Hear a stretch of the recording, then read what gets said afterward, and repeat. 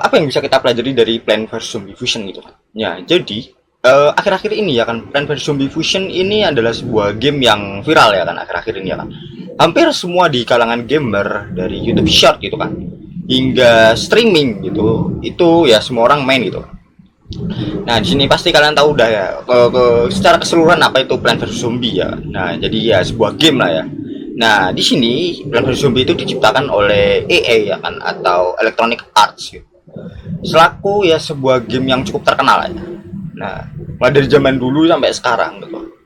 Nah, di sini ya selaku penciptanya sendiri juga sudah menciptakan berbagai macam sequel lah ya, dan versi lain gitu ya. Contohnya Plant vs Zombie 2 gitu yang udah dirilis kayaknya udah ada 10 tahunan ya. Nanti koreksi kalau salah itu kan.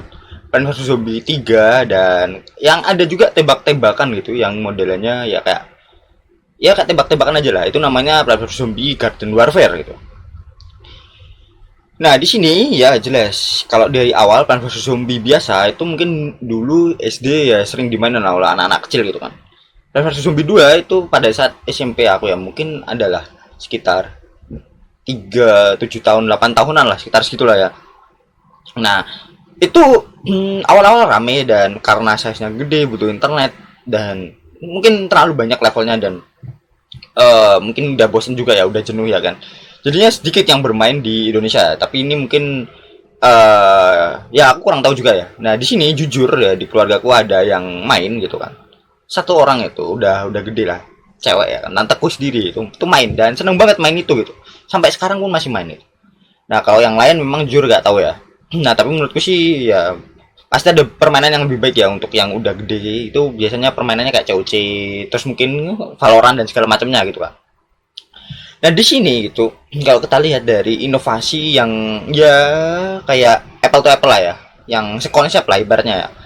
Seperti Plant vs Zombie 1 ke Plant vs Zombie 2 dan langsung ke Plant vs Zombie ketiga gitu kan. Nah, kita bahas dari Plant vs Zombie 1 ke 2 gitu kan.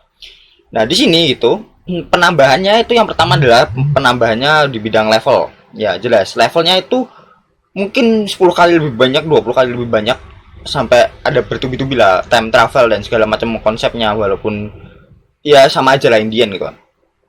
Nah, kalau soal mode ya itu terbatas lah, sama lah kayak kayak gitulah ibaratnya ya.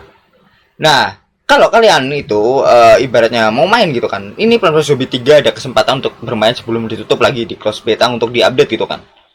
Nah, dan overall itu cukup sama gitu, dan ya menghadirkan konsep baru lah, konsep baru gitu kan.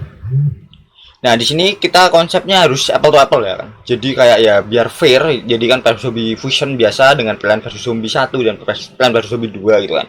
Jangan yang Plant vs Zombie Garden Warfare yang nanti tebak-tebakan, tapi nanti kita bisa dapat bahas gitu kan. Nah, di sini itu inovasinya kalau kalian udah main beberapa seriesnya gitu, itu cuman 2 sampai 4 kayaknya. Yaitu yang pertama adalah tambah tanaman, jelas tambah tanaman ini Indian gitu. Ya tambah tanaman, tambah serangan dan segala macamnya gitu kan. Yang kedua adalah tambah mekanik gitu. Dan Plant vs Zombie 2 gitu kan. Itu ada namanya kayak ultimate move gitu. Kayak kasih daun gitu terus tiba-tiba dia bisa ngeluarin ultimate move. Nah, sama variasi arena. Nah, variasi arena. Nah, di variasi arena ini kayak di Plant vs Zombie itu ya adalah kayak yang bisa ditutup nih, nggak bisa lewat jalan ini gitu kan. Terus ada lagi yang arenanya beku, terus ada lagi yang kubangan air yang bisa nanti mempercepat serangan dan segala macam, mempercepat tumbuhan untuk melakukan aksinya gitu kan. Nah, untuk zombie itu kan. Nah, untuk zombie ya kurang lebih ada inovasinya. Ada beberapa yang punya kemampuan unik dan segala macamnya gitu kan. Nah, di sini gitu, kalau kita apple to apple gitu kan, yang satu nambah tanaman, yang satu Reverse Zombie Fusion gitu, itu nggak nambah tanaman gitu. Nah, kenapa Reverse Zombie 2 ini cukup sepi gitu kan? Nah, ini dari pendapatku pribadi ya kan. Mungkin kalian bisa ngoreksi. Yang pertama itu size-nya ya mungkin gitu, kalau dibandingkan dengan game-game mobile gitu, itu juga cukup gede ya kan, juga cukup gede, dan ya mungkin harus download di awal gitu, nggak kayak mungkin ML atau yang sebagainya bisa download sembari kita memainkan gamenya gitu kan. Nah, tanamannya itu ada yang gratis, ada yang bayar gitu kan. Nah, mau kita grinding sebanyak apapun ya tetap harus bayar pakai duit asli yang jelas gitu. Untuk game single player gitu jelas aku ogah gitu kan. Untuk aku sendiri aku ogah gitu. Nah yang ketiga mungkin ya udah bosen ya, jujur ini udah bosen lah ya. Nah lalu datanglah Plan vs Zombie Fusion gitu kan, yang mana menurutku justru menarik ketika aku main gitu kan. Bener-bener sederhana, yaitu ketika dia memakai daripada aset Plan vs Zombie 1. Nah, sesuai namanya kan. Jadi dia gabungin tanaman, satu tanaman ke tanaman yang lain terus jadilah tanaman yang baru gitu kan. Zombinya gitu juga ada fusion dengan tanamannya. Jadi dia juga bisa nyerang juga gitu kan. Nah, wah ini beneran seru gitu kan. Wah ini seru banget lah ibaratnya kan. Ada ancamannya gitu. Yang dapat kita pelajari menurutku sendiri itu inovasi itu sifatnya sederhana ya. Kadang hal gila itu justru yang menarik minat kita gitu untuk bermain gitu. Kadang sebuah game yang cukup sulit gitu, yang cukup sulit dan menimbulkan nostalgia gitu kan. Itu yang dapat kita ibaratnya menarik minat lah. Nah, sebagai contoh gitu, dulu di Plan vs Zombie biasa gitu kan sudah diperkenalkan sistem upgrade gitu. Jadi mungkin dari Kipli atau Key Shooter yang cuma bisa nembak 2 bola itu jadi bisa nembak 4 bola gitu kan. Nah, terus sekarang gitu. Oh, itu sekarang bisa dikombo sama Cherry Bomb sama Doomsroom dan segala macam. Nah, sampai zombie-zombinya gitu kan juga bisa ada banyak gitu kan variasinya gitu. Ya benar-benar mengancam gitu.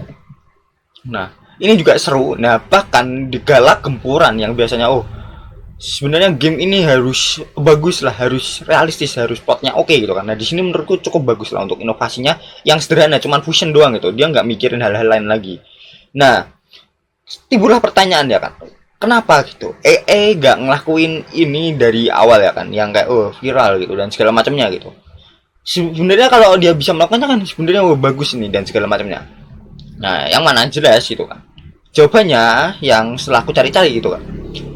Itu ya adanya di internet ya kan. Adanya di internet, di YouTube dan segala macam gitu kan. Ya, yang jawabannya cuma satu yaitu duit. Nah, ya untuk mengembangkan game itu memang membutuhkan duit yang enggak sedikit gitu kan. Kadang banyak gitu kan. Contoh Concord gitu kan. Membutuhkan duit sampai triliunan rupiah lah gitu kan. Miliaran dolar gitu kan. Nah, ada beberapa sumber yang langsung dari developer game India kan yang ada di YouTube gitu. Aku sering search gitu. Ya itu dari videonya Charlie itu, kalian nanti search gitu kan. Berapa banyak sih duit yang dihasilin dari produksi game gitu.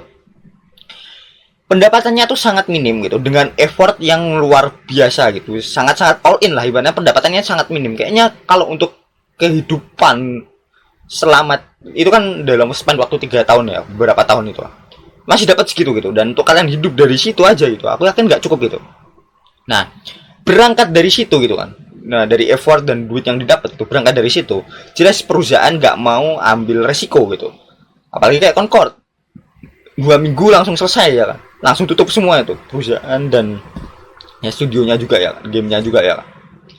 Nah, terus apa yang terjadi gitu kan? Kita mending main aman ya kan. Kayak buat sequel. Jadi contoh dengan formula yang sama, contoh Assassin's Creed gitu. Tinggal formulanya sama nih, kita modelnya kayak gini, ceritanya kayak gini, terus nanti ditambah-tambahin mungkin mekanik kecil-kecilan gitu kan. Terus tambah lagi gitu kayak adalah kayak mungkin FIFA dan segala macam. Itu nanti ditambahin mekanik yang sedikit-sedikit lah ibaratnya lah. Nah, itu adalah formula main aman karena ya udah ada ibaratnya peminatnya gitu, udah ada peminatnya dan ya ibaratnya udah ada peminatnya, udah ada base-nya, udah ada semuanya kan, jadi kayak setidaknya mereka bisa lah untuk bertahan dengan kayak gitu, milking kayak gitu. Nah mungkin ini aku sotoy aja ya kan, tapi mungkin jadi kalian mungkin bisa bantu aku di kolom komentar gitu kan. Nah, lalu sebenarnya di sini gitu aku juga ingin menyampaikan ada hal negatif yang bisa kita bahas dari sisi teknologinya gitu. Nah, pertama jelas ini adalah pencurian IP ya kan, atau intellectual property gitu. Nah, jelas karena ya mungkin ya ini aku nggak tahu dari sisi hukumnya gimana, tapi kalau namanya mencuri itu atau nyolong ya kan. Nah, itu tindakan yang kriminal. Nah, mungkin kita bahas mungkin ya itu kurang cocok ya kan. Ya mungkin selain kurang pas lah untuk topik ini gitu. Aku ingin membahas mengenai bahaya dari kita download game yang asal-asalan gitu, bukan dari yang resmi lah ibaratnya lah. Nah, yang pertama gitu dari pengalamanku ini ya kan, yang dulu sering apa ya, mencoba membuat game gitu kan. Ingat, membuat game ini tuh cukup susah gitu. Jadi gitu, game ini gitu. Misalkan kalian ingin kayak crash apa ya namanya ya? Flappy Bird contoh. Flappy Bird itu kan cuman ada dua mekanik ya kan. Klik mulai, terus nanti diklik-klik nanti naik ya kan. Setiap diklik dia akan naik burungnya gitu kan. Nah, terusan nanti di dalam antara range pipa itu tadi dia harus ngelewatin gitu kan. Nah, untuk seperti itu gitu, dia bisa generate juga pipa-pipa yang lain dengan ketinggian yang berbeda. Itu cukup kompleks ternyata. Karena harus pakai rigid body dan segala macam ya kan. Jadinya cukup melelahkan gitu. Nah, terusan gitu kan. Kita mengenal juga yang namanya mod kan, atau modifikasi gitu. Nah, modifikasi ini gitu modelannya itu biasanya dia mengubah value gitu, mengubah value dan diinjek lah ibaratnya lah. Nah, dengan berbagai macam software yang lain lah ibaratnya untuk mendeteksi dan segala macamnya gitu. Nah, di sini gitu biasanya kalau kalian ingin nambah game ini, nambah aspek ini ya tadi kita pakainya mod gitu kan. Dan di satu sisi gitu kalian bisa nambahin sendiri secara resmi kalau kalian punya source code-nya gitu kan. Ya ibaratnya kalau kalian bisa ngoding lah ya. Atau replikasi lah ibaratnya namanya reverse engineering gitu. Nah, di sini gitu kalian mungkin bisa searching di GitHub gitu. Di situ juga udah ada Plants vs Zombie yang diciptain oleh user-user lain gitu kan. Tapi aku nggak tahu ya itu bahaya apa enggak. Nah, dan untuk Plants vs Zombie Fusion ini itu nggak tahu pakai yang mana. Tapi kemungkinan besar gitu menurutku sendiri itu kita pakainya yang model replikasi. Jadi dia ibaratnya mekanismenya kayak gini gitu kan. Asetnya ada gitu kan. Mungkin ya pas Plants Zombie yang dia muncul kan udah ada aset-asetnya gitu kan. Dia tinggal downloadin gimana animasinya dan segala macamnya. Nanti tinggal dia di coding lagi gitu kan. Nah, di sini gitu ada banyak sekali Plants vs Zombie Fusion gitu kan. Nah, Plants vs Zombie Fusion yang bertebaran di internet gitu. Mulai dari yang bisa dimain oleh Winda Basudara dan yang lain-lain gitu kan. Bang Winda gitu kan. Sama yang biasa yang mungkin ada aneh-aneh nih kayak bisa nembak ke semua arah dan segala macam, pisuternya bisa nembak ke salah arah, kipli ya sorry, kiplinya bisa nembak ke semua arah dan segala macamnya. Nah, kayak gitu-gitu semakin aneh gitu kalau kalian lihat kan, bisa di combo bener-bener aneh gitu, bener-bener gila gitu. Nah, di sini ditakutkan gitu ada developer nakal gitu yang di dalam gamenya itu disusupi virus malware untuk ketika kalian ngaktifin programnya gitu kan. Dia akan mencuri password kalian, mungkin data-data pribadi kalian. Nah, jadi mungkin tiba-tiba kok tabunganku hilang, terus kayak data-dataku kok hilang dan segala macam. Nah, jadi saranku adalah jangan bermain atau mendownload asal-asalan gitu. Yang link resmi aja. Nah, kalau bisa memang dari developer yang resmi gitu. Dan itu adalah salah satu alasan kenapa kita nggak boleh bermain game bajakan lah ya. Nah, tapi itu kalau kalian mungkin main laptop cuma buat main-main aja, atau sekarang mungkin ya buat sambil kerja gitu, nah itu bahaya tuh sebenarnya. Dan mungkin berhati-hati aja ya. Dan mungkin itu, makasih. Dan jangan lupa untuk koreksi kalau aku ada salah ya.